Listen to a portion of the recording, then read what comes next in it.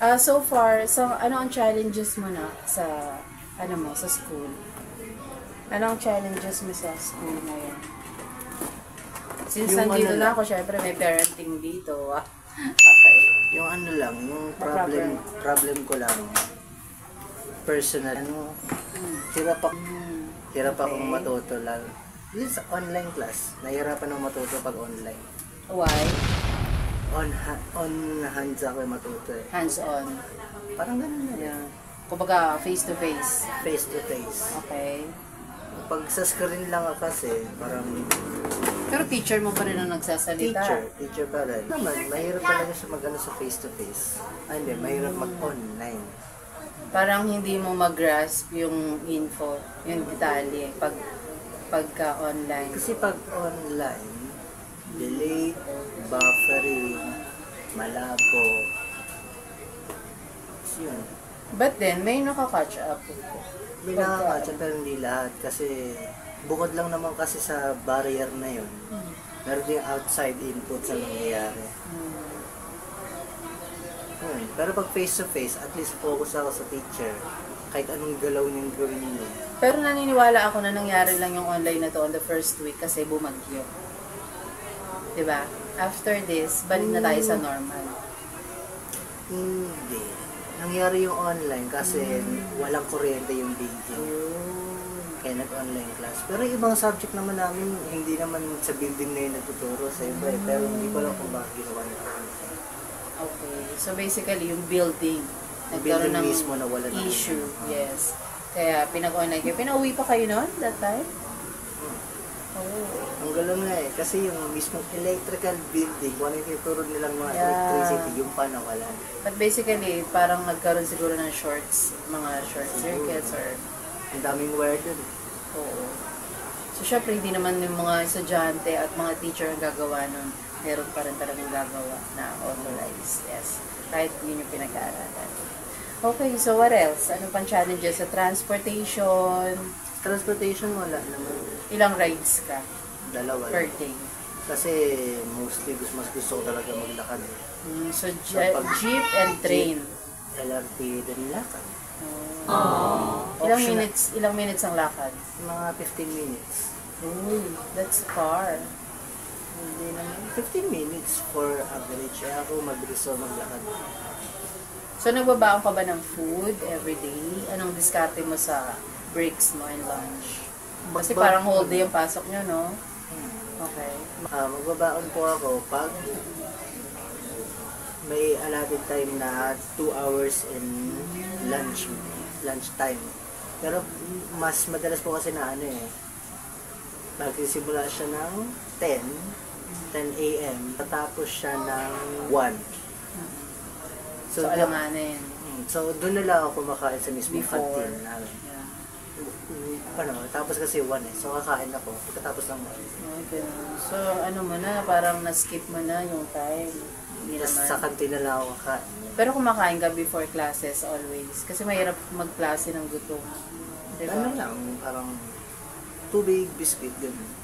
Kasi hindi pa naman talaga siya lunchtime or breakfast. Okay. Eh, pag nagbabaon ka, paano mo pine-prepare yun sa bahay? Sa gabi pa lang before the day, magluluto na ako. Ay, very good. Like what ang nailuto mo na at ibinaon? Nagluto ako ng sauteed garlic with embutido. Oh, batido. Galing. Kasi nalong siya ng soy sauce para hindi siya agad parang ma-spoil. Actas, preservative. May baunan ka nga pala, no? Na nabili. May tumbler ka din. Pero, tubig, pero maliit eh. Oh, yung tumbler mo yun? O yung parang mineral water lang yung dala mo? Mineral water na lang din pala. Oh, pwede naman. Wala namang problema doon. Nire-refill lang ko. Yeah, yung ganitong klase. Yeah. Okay, Nature nice. Spring. So, ilang bag ba dinadala mo everyday? Isa lang. Isa lang. Compact na lahat. Nice. May space pa naman. Yeah. Ito, ang daming compartment no? Pero baka pag dinala mo yung lapi, masira yung handy. So, ikaw nang bahalang dun sa atin, pero parang mas makapal din to. So, ang dami rin compartment ng bag, no? Yeah. Tsaka dito ano lang naman eh, parang 2 compartment lang ginagamit ko dyan. So parang same thing, dito mo na lang yung lapit, tapos dito yung pang school. Parang same lang siya. Nakapag-PE subjects na ba kayo? Nakapag-PE subject? Hindi, tama. Hindi pa. Kasi yung PE kasi namin literature pa. Ganun pa. Theory muna. Ayaw, parang ayaw. Ayaw pa ng physical, wala pang application. Okay lang. First week pa lang naman po at more on orientation and theory. So, wag lang magmadali step by step. Okay? Oo. Kasi pagka nagmadali tayo, baka pag nandun na bigla ka naman sabi, ang dami napagawa. Step by step lang kasi nasa first week pa lang naman tayo. Okay. So, yun. Maraming salamat po sa ating guest, si Guest Alex. pala. Ayan, si Alex. Mag-aral mabuti na. Ito naman payong ina. Payong ina! Ayun. So, ito lang naman ma-advise ko sa'yo. Number 1, mag-pray ka palagi para may gabay ka, mabigyan ka ng wisdom. Dahil at the end of the day, talaga siya lang ang nagbibigay ng lakas at talino sa atin. At be humble and be friendly ka sa mga classmates. Be considerate ka rin sa feelings ng iba. Do not treat them as parang may competition. Hindi. Kundi magkaroon ka ng parang mas cooperative mind.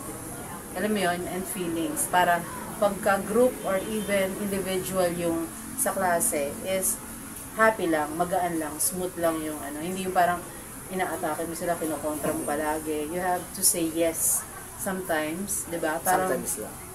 Yes, kasi friendly competition naman. Healthy competition sa school. At the end of the day, dapat matuto ka. Hindi laging may competition, gano'n, di ba? Mas masaya kapag okay ang araw-araw, di ba? Para hindi lumiit yung mundo mo. Friendly ka sa professor, friendly ka sa classmates. At be on time or earlier, di ba? Parang American time. Punctual. Be punctual. Huwag Filipino time. Ang ibig sabihin ng Filipino time ay nalilate. 1 hour late. Yes. Kapag na-late, marami kang mamimiss na lectures or pangyayari. So, dapat nandyan man si teacher o wala, dumating ka sa oras ng klase mo. Yes? Yes. Okay. Ayun, always lang be humble. Kung ano man yung matatanggap mo at ma-achieve mo step by step is always keep your feet on the ground and always be grateful sa God na ang lahat ng nangyayari sa ay bigay ni God. Hindi dahil sa ang galing mo, hindi dahil sa marunong ka or whatever, na hindi dahil sa natunan mo na to, kundi lahat yan ay blessings ni God. So, dapat, kapag may natutunan ka, i-share mo din yan sa mga classmates mo. Bawa, hindi naman kayo nag-exam. Nagtanong sa'yo, Alex, paano ba to? Alex, saan mo ba nakuha yun? Ituro mo, walang problema. Sharing is blessings. Diba? Sharing is caring. Yes, the more you give, the more blessed you are. Ganun siya. Diba? Yeah. Pero pag exam, bawal magpakopya. Sharing is caring. Oo. Ganun ka na magiging mistake. Isa pa sa mga pwedeng makasira o maka-out of focus sa'yo yung paglalaro. Kasi iba talaga yung iba yung paglalaro sa nag-aaral ka. Sa pag-aaral ka talaga focus. Kapag naglaro ka, mag-iiba yung sistema ng yung functionality ng brain. So, yun, ibawasan natin yung paglalaro, 'di ba? At magkaroon tayo ng ibang focus, magbasa, kumain ng masustansya, kasama yan. Kumain ng masustansya pagkain, uminom, at number 1, pagtulog. Kailangan mayroon kang enough sleep. Lalo na pag may exams, may maagang pasok. Anong oras ka natutulog ngayon? 9, very good. Ay, wag naman masyadong gabi. Kasi, depende rin sa schedule. Ang repairing time ng tao is 10 p.m. to 4 a.m. Kapag natulog ka ng 3 a.m., ibig sabihin may 1 hour repairing ka na lang. Pag laging ganun, humihina ang resistensya ng tao. So, you have to be mindful na 10 to 4 ang repairing time para ma-recharge din ang katawan. Kailangan kasi yun. So, you need to help yourself para bago makatulong sa iba. Yes? Tandaan ang repairing time, sleep, pagkain, masustansya, mag-aral. Hindi lang puro salita na ayun. Aral mabuti. Mag-aral mabuti pero natutulog lang naman, hindi gumagawa ng assignments, hindi nagre-review. Yun. Kaya may tinatawag na review. You have to refresh, di ba? I-refresh ko ano yung napag-aralan. Pero tama yung in-advise si Papa mo. Sabi ni Papa mo, perfectin mo as much as possible kung kaya naman yung mga quizzes. Kasi yung quizzes lalabas sa chapter test. Chapter test lalabas sa periodical. May ganun din sa school nung nagbigay na ng mga grading system yung mga professors namin. Yes. Ang pina-priority nila, exams, Yes. yung exams and quizzes. Yes.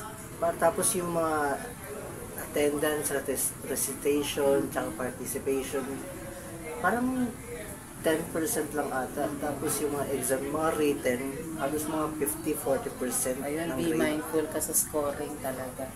By heart, alamin mo siya para kahit nakapikit ka, ay, ito.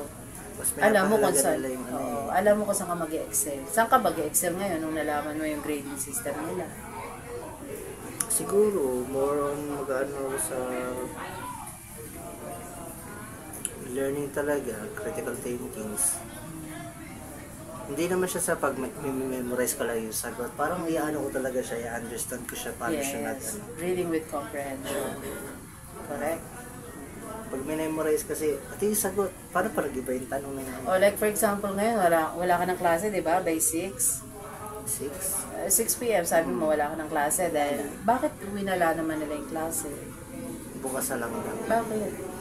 Ayun, siguro may buhay din sila, gano'n. Ganun. But then, May it's scheduled, no? personal time silang, ano. Pero kung may klase ka, it's 6 to 8. Tsaka teacher naman yun eh, pag sinaway din namin. Of course. So, naka 2 subjects ka today.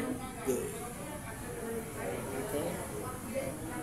Okay, so maraming salamat anak. Mag-aral ka mabuti. God bless you. And of course, mahal ka namin. At mag-aral ka mabuti. Okay? Okay. Love, love. Aray ko. Nagsabay pa. Sa'yo, magpakabait ka lang. Magpagupit. Samahan ng gupit. Pambira. Estudyante. Pagupit nga sana ako. Kailan? Eh, ba't gabi? Bawal maggupit ata ng gabi. Bakit? Sino yung sabi? At yung gunting nila kinakalawang lang. Oo. Wala namang kinalaman yung gunting sa, ano eh, faces ng Eh, pagupit ka na kaya. mamaya na. May sandwich mo, pwede mo na kainin yung sandwich. Nakain ba? Ano na, best mo. O, so yun. Okay na. Wrap it up. And thank you po. Spread love araw-araw. Good vibes araw-araw. Dito lang po yan sa Healthy Vlogs Family. Bye-bye. God bless you. Habang Oo, pwede po kami.